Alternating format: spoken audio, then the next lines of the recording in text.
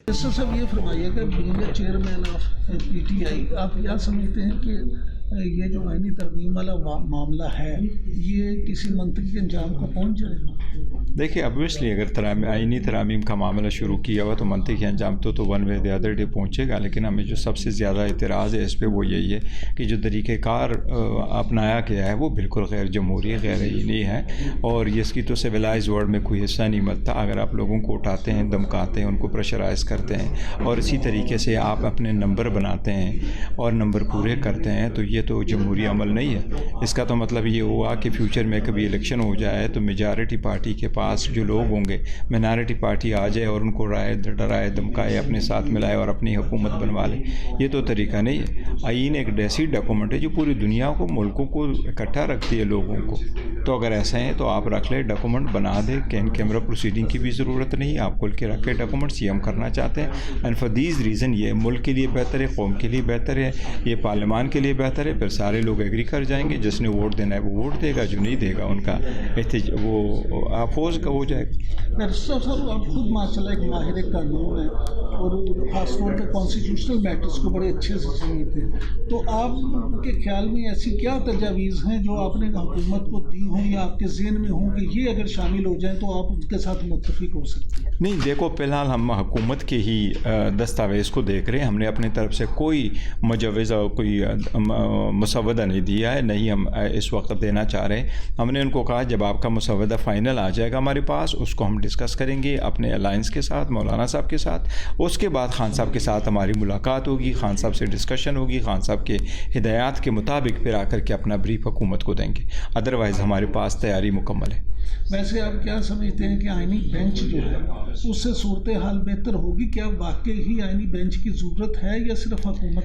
देखो, हम ये समझते हैं कि किसी आईनी बेंच की भी ज़रूरत नहीं। सुप्रीम कोर्ट ऐसे ही काम करती है, एपेक्स कोर्ट हमेशा ऐसे ही होते हैं। वहाँ सुप्रीम कोर्ट में ये तरीक़ाकार नहीं है। हाई कोर्ट में ये तरीक़ाकार ज़रूर है कि कॉर्पोरेट सेक्टर के लिए 2 जज मुख्तस किए जाते हैं और वो फैसले करते हैं। लेकिन सुप्रीम कोर्ट चूँकि एपेक्स कोर्ट है, वो हर किस्म के मामलात को देखते हैं। तो जजेस, चीफ जस्टिस के पास इख्तियार है कि जिन जजेस पे की एक्सपर्टीज़ हो और जो मैटर जिस एक्सपर्टीज़ का मुतकाज़ी हो उसके मुताबिक बेंच बनता है। लेकिन अगर हुकूमत समझती है, और मौलाना साहब की सजेशंस ये थी कि कॉन्स्टिट्यूशनल बेंच बने ताकि जो आईनी मामलात है वो बेंच दे के, वो फिर भी सुप्रीम कोर्ट की जजेस है, वो मच बेटर एक ऑप्शन है as compare to constitutional court, क्योंकि इंडिया में भी ऐसा ही बेंच मौजूद है। बजाय इसके कि आप कोर्ट बना लें और कोर्ट एक पैरेलल सिस्टम कोर्ट के चले और लोगों को ये भी ना पता हो कि जी फिर ज़्यादा पावरफुल कौन सा वाला कोर्ट है, सुप्रीम कोर्ट है या कॉन्स्टिट्यूशनल कोर्ट है। तो बेंच इन एनी केस बेहतर ऑप्शन है। तो क्या आप ये समझते हैं कि जस्टिस मंसूर अली शाह साहब जो हैं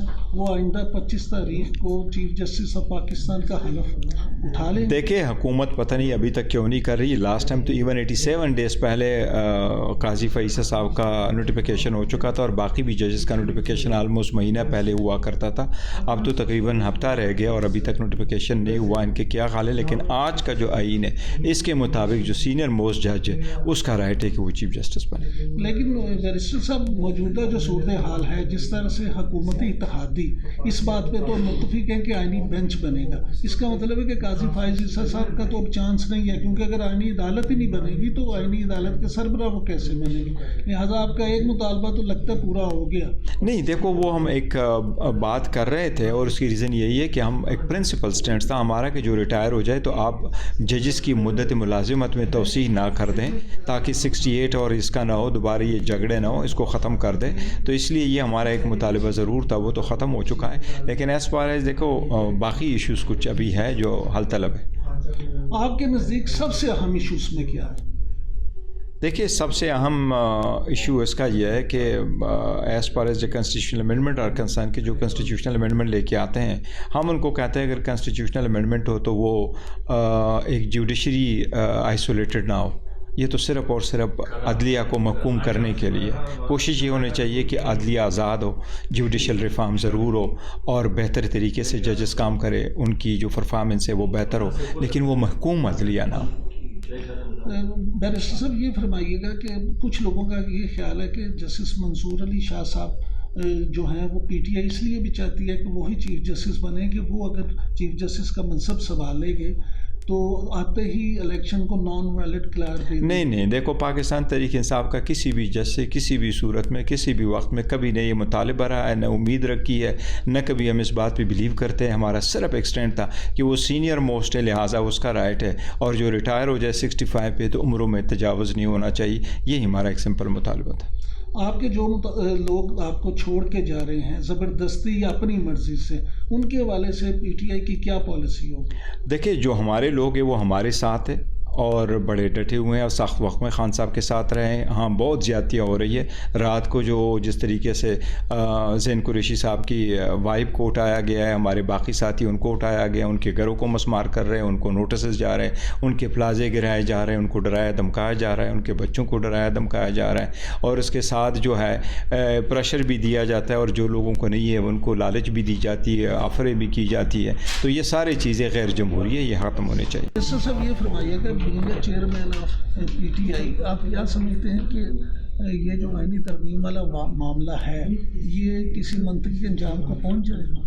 دیکھیے، obviously اگر آئینی ترامیم کا معاملہ شروع کیا ہوا تو منطقی انجام تو one way the other day پہنچے گا، لیکن ہمیں جو سب سے زیادہ اعتراض ہے اس پہ وہ یہی ہے کہ جو طریقہ کار اپنایا گیا ہے وہ بالکل غیر جمہوری، غیر آئینی ہے، اور اس کی تو سویلائز ورلڈ میں کوئی حصہ نہیں بنتا. اگر آپ لوگوں کو اٹھاتے ہیں، دمکاتے ہیں، ان کو پریشرائز کرتے ہیں، اور اسی طریقے سے آپ اپنے نمبر بناتے ہیں اور نمبر پورے کرتے ہیں، تو یہ تو جمہوری عمل نہیں ہے. اس کا تو مطلب یہ ہوا کہ فیوچر میں کبھی الیکشن ہو جائے تو میجارٹی پارٹی کے پاس جو لوگ ہوں گے، مائنارٹی پارٹی آ جائے اور ان کو ڈرائے دمکائے، اپنے ساتھ ملائے اور اپنی حکومت بنوا لے.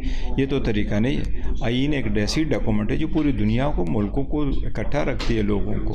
تو اگر ایسا ہے تو آپ رکھ لیں، ڈاکومنٹ بنا دیں. کیمرہ پروسیڈنگ کی بھی ضرورت نہیں ہے، آپ کھل کے رکھ کے ڈاکومنٹس یہ ہم کرنا چاہتے ہیں.